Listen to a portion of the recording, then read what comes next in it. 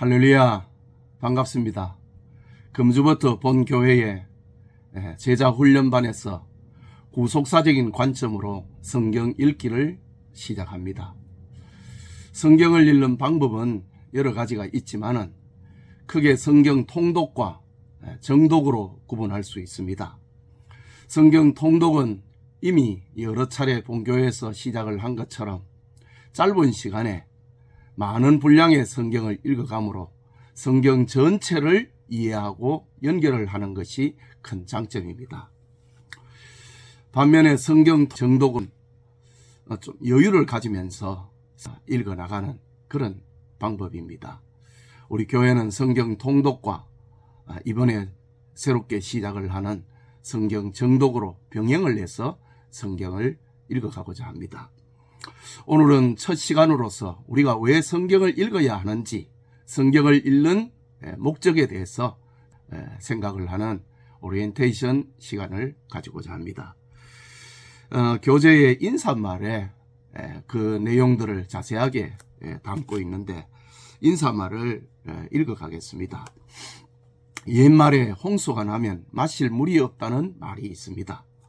홍수가 나서 물은 넘쳐나는데 정작 마실 물이 없어서 사람이 죽는다는 의미로 홍수의 역설을 표현하는 말입니다. 이것은 자연계뿐만 아니라 영계에도 같은 원리입니다. 오늘의 한국교회 서점과 유튜브 등을 통해서 쏟아져 나오는 설교는 가히 홍수 시대를 맞이하였습니다. 그럼에도 교인들의 가슴은 냉랭하고 삶은 세상의 소음과 빛이 되지 못하고 있습니다. 이것은 종말 현상 중에 생수를 마시지 못하기 때문이요, 하나님의 참된 말씀을 듣지 못하기 때문입니다. 성경을 하나님의 말씀으로 믿고 순종의 삶으로 세상의 소금과 빛의 삶을 살았던 우리 믿음의 선조들 앞에 부끄러울 뿐입니다. 그렇다면 시대를 탓하고 환경을 저주하며 살아야 할까요? 중생받은 하나님의 자녀는 그럴 수 없습니다. 초대교회 시절 최고의 문화와 권력의 맛에 빠져드는 로마 교회를 향하여서 바울은 외칩니다. 너희는 이 세대를 본받지 말고 오직 마음을 새롭게 함으로 변화를 받아 하나님의 선하시고 기뻐하시고 온전하신 뜻이 무엇인지 분별하도록 하라고 로마서 12장 2절에 권면했습니다. 우리 역시 이 세대를 본받지 말아야 합니다. 마음이 새롭게 변화를 받아야 합니다. 하나님의 뜻을 분별하며 살아야 합니다. 이런 삶을 가능하게 하는 최고의 힘은 그때나 지금이나 하나님의 말씀인 성경입니다. 저는 주님이 맡겨주신 목양의 현장에서 교인들과 함께 성경을 읽을 때가 가장 재미있고 행복합니다. 사실 주님이 원하시는 목회는 교회에서 다양한 프로그램을 운영을 하는 것보다 성경에로 돌아가는 것입니다. 성경에서 말하는 목사의 본래, 교인의 본래는 언제나 하나님의 말씀과 기도였습니다. 우리 믿음의 선조들 역시 말씀과 기도로 하나님을 사랑하고 이웃을 사랑했습니다. 여기에 목사의 역할은 성도들로 하여금 성경을 읽게 하고 성경 속에서 역사하는 성령의 은혜를 체험하도록 돕는 것입니다. 뿐만 아니라 강단에서 선포되는 설교를 이해하고 생활에 적용하게 하는 것입니다. 이 일에 도움이 되고자 우리 교회는 성도들이 한 주간 읽을 성경의 분량을 제시를 합니다. 그리고 목사가 그 주간에 읽을 내용을 강의해서 성도들로 하여금 기록의 목적에서 벗어나지 않도록 성경을 읽고 그 가운데서 역사하시는 성령의 은혜를 체험하도록 돕는 역할을 하는 것이 목사의 일입니다. 사실 성경을 읽으면 믿음이 생기고 믿음은 성경에 순종하게 합니다. 뿐만 아니라 성경을 읽으면 읽을수록 문자 이면에 담겨있는 하나님의 마음을 알게 되고 예수님의 생명이 독자의 마음에 와닿는 것을 느끼게 됩니다. 그러므로 성경 읽기는 단순히 책 읽기가 아니고 예수님의 생명을 우리의 마음에 담아내는 것입니다. 여러분, 성경 기록의 목적을 요한복음 20장 31절에는 오직 이것을 기록하면 너희로 예수께서 하나님의 아들 그리스도이심을 믿게 하려 하며 또 너희로 믿고 그 이름을 힘입어 생명을 얻게 하려 함이라고 했습니다. 이런 사실 앞에 종교개혁자 마르틴 루터는 성경을 짜면 피가 나온다. 구약에는 짐승의 피가 흐르고 신약에는 예수님의 피가 흐른다 라는 사실을 경험했습니다. 그리고 기쁨으로 개혁자의 길을 갈 수 있었던 것입니다. 아시다시피 신구약 성경은 하나님이 약속하신 예수 그리스도의 이야기입니다.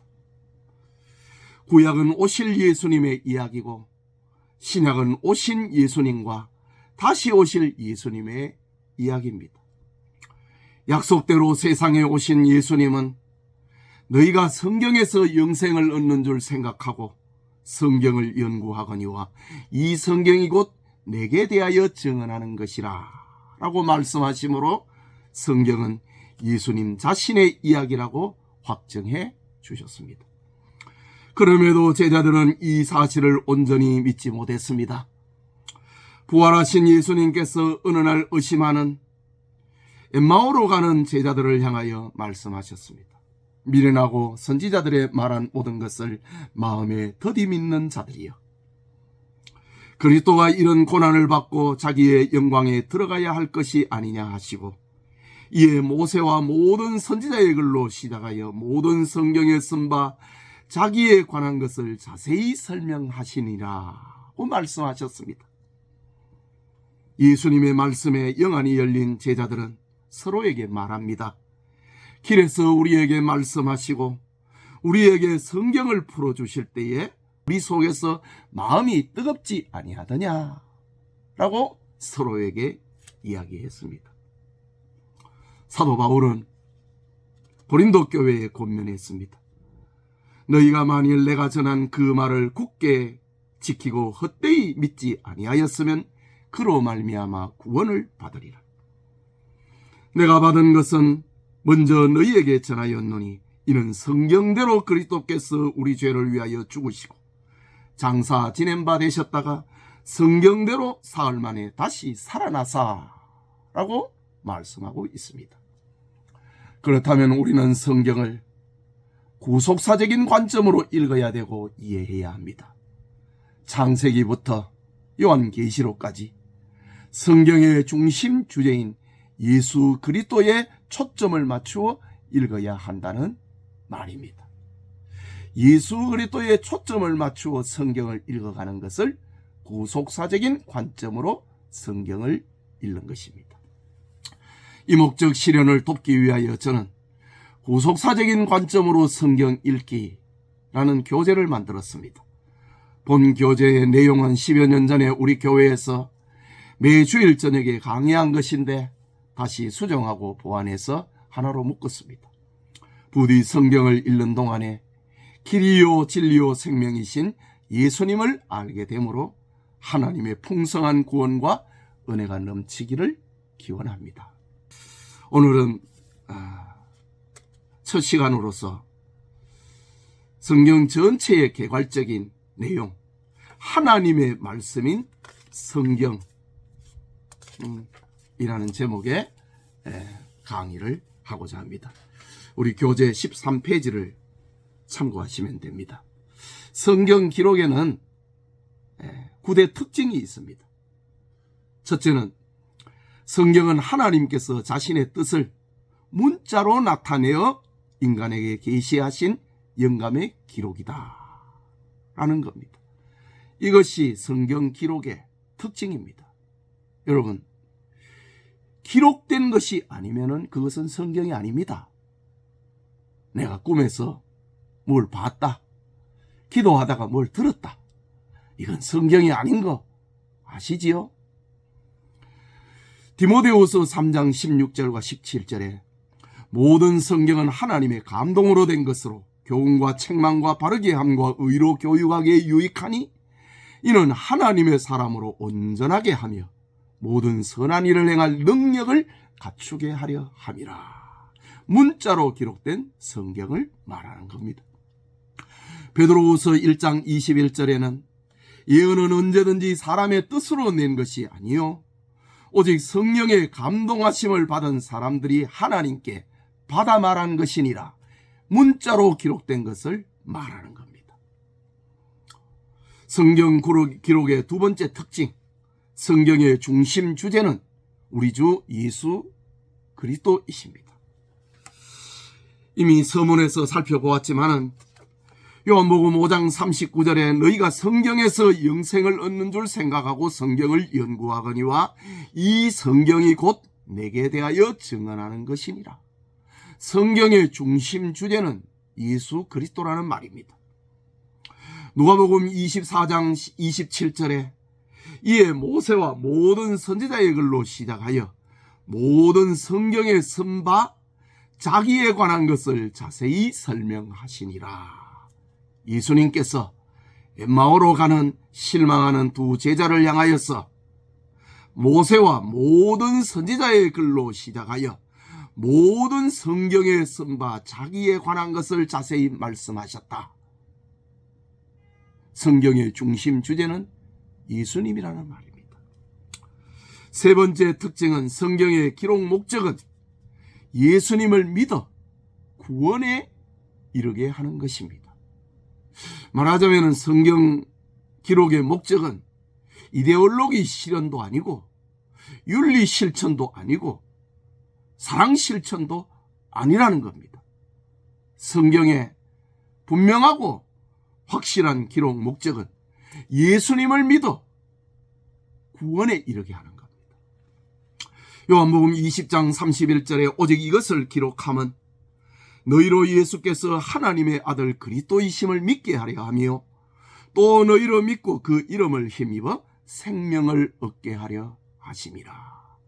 성경의 기록, 성경을 읽어감으로 예수님을 믿고 그 이름을 힘입어 생명을 얻는 것, 구원을 얻는 것이 성경 기록의 특징입니다. 네 번째, 성경은 하나님의 계시로서 구원에 이르는 충분성과 완전성을 가지고 있다. 시편 19편 7절과 8절에 보면 여호와의 율법은 완전하여 영혼을 소생시키며 여호와의 증거는 확실하여 우둔한 자를 지혜롭게 하며 여호와의 교훈은 정직하여 마음을 기쁘게 하고 여호와의 계명은 순결하여 눈을 밝게 하도다. 구원에 이르는 완전성, 충분성을 가지고 있는 것이 성경 기록의 특징입니다. 디모데후서 3장 15절과 17절에 또 봅니다. 어려서부터 성경을 알았나니 성경은 능히 너로 하여금 그리스도 예수 안에 있는 믿음으로 말미암아 구원에 이르는 지혜가 있게 하느니라. 모든 성경은 하나님의 감동으로 된 것으로 교훈과 책망과 바르게 함과 의로 교육하게 유익하니 이는 하나님의 사람으로 온전하게 하며 모든 선한 일을 행할 능력을 갖추게 하려 함이라. 성경의 완전성과 충족성을 말하고 있습니다. 계시록 22장 18절에서 19절에 내가 이 두루마리의 예언의 말씀을 듣는 모든 사람에게 증언하노니 만일 누구든지 이것들 외에 더하면 하나님이 이 두루마리에 기록된 재앙들을 그에게 더하실 것이요 만일 누구든지 이 두루마리의 예언의 말씀에서 제하여 버리면 하나님이 이 두루마리에 기록된 생명나무와 및 거룩한 성에 참여함을 제하여 버리시리라 라고 합니다. 왜? 성경은 우리를 구원에 이르게 하는 완전성과 충족성을 가지고 있기 때문입니다. 다섯 번째 특징은 성경의 구약은 시내산 율법을 중심으로, 신약은 갈보리의 복음을 중심으로 기록이 되었습니다. 여러분, 율법이, 모세가 율법을 어디에서 받았습니까? 그렇습니다. 시내산에서 받았습니다. 복음의 절정은 무엇입니까? 갈보리에서 예수님께서 십자가의 죽으심입니다.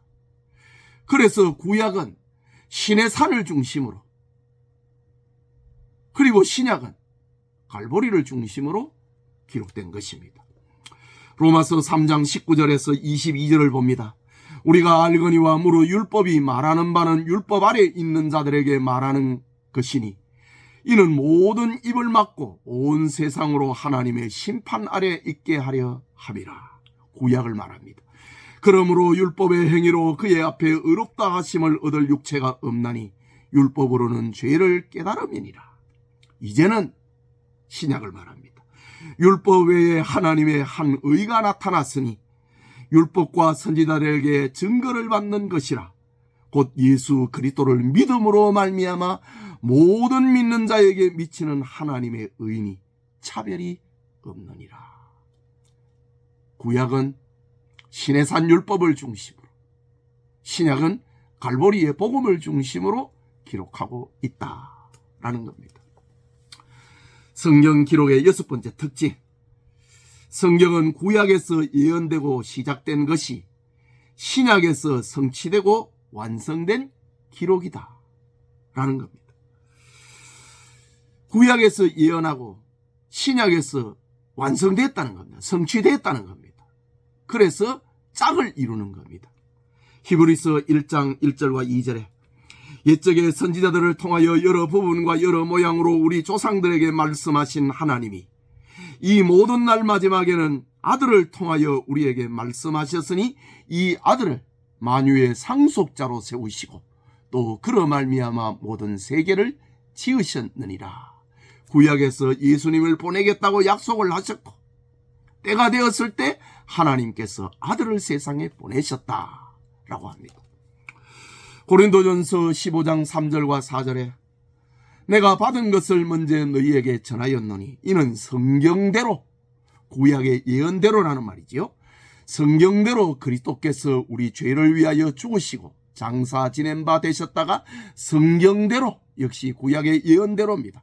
사흘 만에 다시 살아나사라고 말하고 있습니다. 7번째 특징, 성경은 한 책, 하나님의 책이지요. 한 역사, 구원의 이야기지요. 한 이야기, 사랑의 이야기입니다.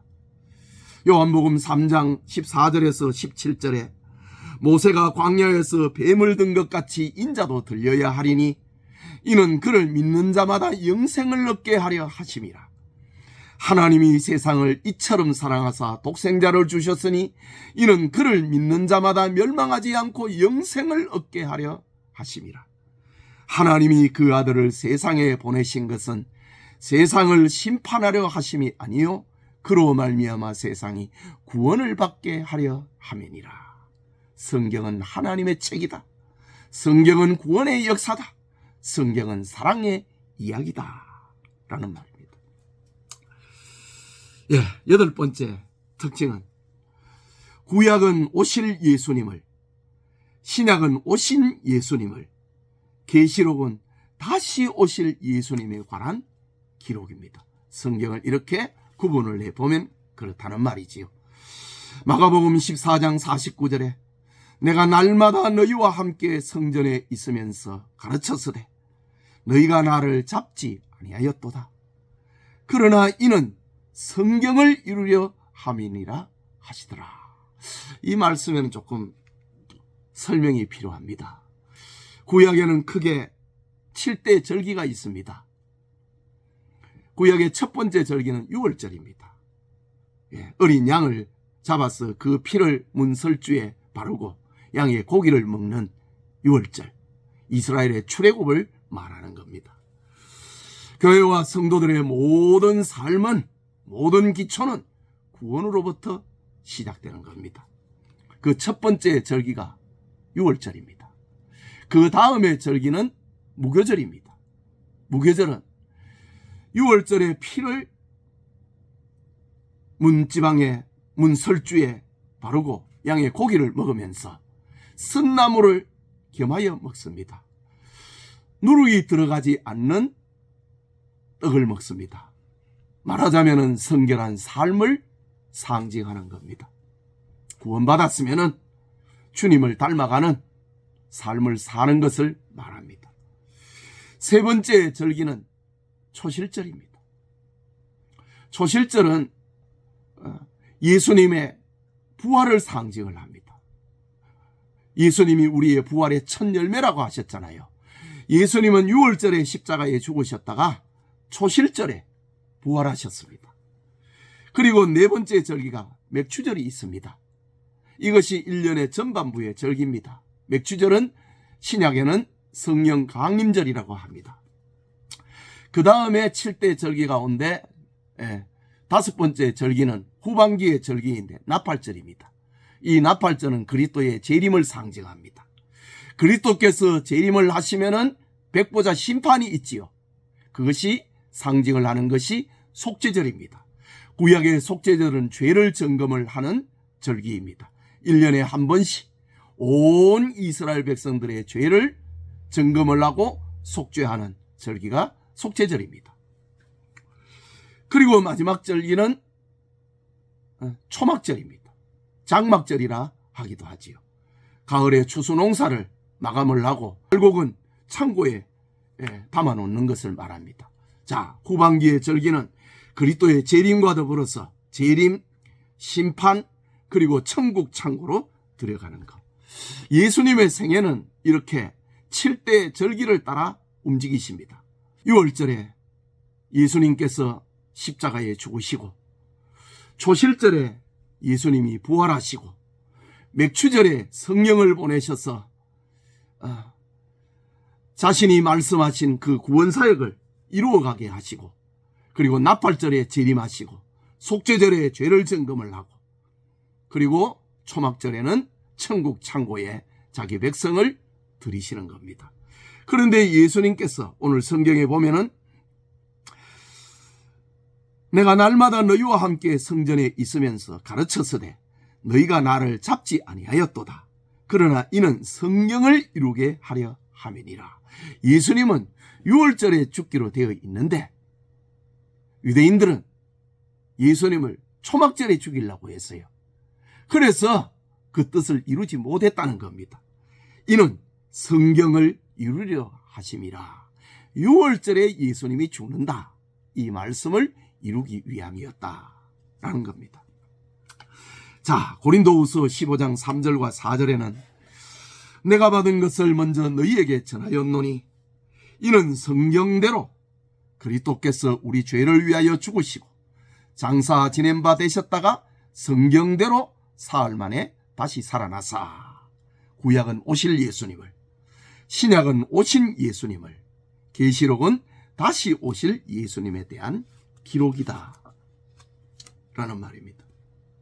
아홉 번째 특징은 성경은 66권입니다. 구약이 39권이고 신약은 27권입니다. 여러분, 로마 카톨릭, 우리나라에선 천주교라고 하는데 천주교는 성경이 몇 권인지 아세요? 우리 성경에다 6권이 더 더해서 73권입니다. 외경을 더했습니다. 자신들의 이론, 교리를 만들기 위해서 성경의 66권 외에 더한 겁니다. 66권 전체를 장으로 분류하면 1189장입니다. 절로 하면 31,173절입니다. 물론 이것은 원본의 이야기가 아니고 1500년대에 와서 우리의 필요를 위하여서 성경을 찾고 읽는데 편리를 위하여서 이렇게 장과 절을 구분해 놓은 것입니다. 성경의 저자는 약 1600년간 기록이 됐습니다. 모세가 율법서를 기록을 하는데 기원전 15세기의 사람이지요. 그리고 요한계시록은 AD 1세기에 기록이 됐습니다. 그래서 성경 전체는 1600년 동안에, 그리고 저자는 약 40명의 저자에 의해서 기록이 됐습니다. 성경이 66권이지만 모세는 5권을 기록했습니다. 사도 바울은 14권을 기록을 했습니다. 이렇게 정리를 하면은 약 40여 명이 나오게 되는 거지요. 구약은 히브리어로 기록이 되어 있고 신약은 헬라어로 기록이 되어 있습니다. 유다 백성들이 저 바벨론에서 포로 생활을 할 때에 기록된 그 일부분의 성경, 다니엘서 2장에서 7장까지의 성경은 그 당시의 언어인 아람어로 기록되었다고 하는 그런 것도 참고로 생각해 보면 되겠습니다. 그런데 우리가 성경 공부를 하면서 70인경이라는 말이 자주 나올 것입니다. 이 70인경이라고 하는 것은 우리 도표 22번에도 잠깐 메모가 되어 있는데, 헬라의 톨레미 왕조의 톨레미 2세가 유대인 70명, 12지파에서 6명씩, 그럼 72명이 되는데, 유대인 장로, 유대인 학자들을 알렉산드리아에 불러서 애굽에 있는 유대인들을 위하여 구약 히브리어 성경을 헬라어로 번역한 성경이 70인경이라고 합니다. 그런데 중요한 것은 이 성경을 예수님 시대에 예수님께서도 이 70인경을 사용을 했다라는 겁니다. 그러니까 구약 성경을 헬라어로 읽을 수 있는 성경이 바로 70인경이다. 참고하시면 되겠습니다. 자, 성경의 9대 특징을 살펴보았고, 이제 성경의 구분을 봅니다. 구약은 39권이고 신약은 27권인데, 유대인들은 구약 성경 39권을 우리는 지금 율법서, 역사서, 시가서, 선지서 중에 대선지, 소선지 이렇게 5부분으로 구분하는데, 유대인들은 셋으로 구분합니다. 그리고 우리가 가지고 있는 성경과 그 분류도 다르지요. 유대인들의 성경을 타낙이라고 부르는데, 첫 글자를 보면 토라, 율법입니다. 그 다음에 네비임, 선지서입니다. 그리고 케토빔, 역사서, 성문서라고 하지요. 그러니까 세계 교회가 사용하고 있는 성경의, 구약 성경의 마지막은 말락인데, 유대인들의 성경의 마지막은 케투빔, 역사서의 마지막이기 때문에 역대하 36장이 구약 성경의 마지막입니다. 자, 율법서 5권, 역사서, 시가서, 선지서 이렇게 구분합니다. 신약 27권을 복음서와 역사서와 서신서로 구분을 하는데, 서신서에는 바울서신 가운데 교회서신, 이거는 교회에 보내는 편지, 그 다음에 목회서신, 목회를 하고 있는 목회자에게 보낸 서신, 이렇게 구분할 수 있고, 공동서신은 특정한 수신자가 없는 것, 본도, 갑바도기아, 비두니아에 있는 흩어진 성도들에게 편지하노니, 베드로전서는 이렇게 시작을 합니다. 야고보서나 베드로전후서나 요한 1, 2, 3서나 유다서, 이거는 특정한 어떤 수신자가 없기 때문에 공동서신이다, 이렇게 말합니다. 그 다음에 예언서, 요한계시록, 이렇게 성경을 구분합니다. 그리고 우리가 성경을 읽어가면서 조금 도움이 될 만한 거, 성경의 시대 구분입니다. 성경의 시대를 구분을 하면 족장 이전 시대의 기록이 있습니다. 이거는 창세기 1장에서 창세기 11장의 내용, 창조로부터 아브라함 이전까지의 기록입니다. 그 다음에 족장 시대, 아브라함, 이삭, 야곱, 요셉, 이 이제 네 사람을 족장이라고 하는데, 우리 시가서 가운데 있는 욥기, 그 욥기서의 전체의 흐름이 족장 시대의 배경하고 같기 때문에 욥은 아브라함 시대의 동방의 사람으로 추정을 합니다. 세 번째, 애굽과 출애굽 시대. 이스라엘 백성들의 애굽 체류에서 광야 40년까지의 역사, 이것이 애굽과 출애굽 시대. 기원전 1800년에서 가나안을 들어가는 1406년까지의 이야기, 출애굽기, 레위기, 민수기, 신명기의 기록입니다. 그 다음에 네 번째는 가나안 정복과 사사시대, 언약의 땅을 정복을 하는 시대, 그리고 혼란 시대를 말합니다. 여호수아, 사사기, 룻기, 사무엘상 1장에서 7장이 여기에 해당이 됩니다. 그 다음에 통일왕국 시대, 사울왕, 다윗, 그리고 솔로몬, 왕의 통치 기간이지요.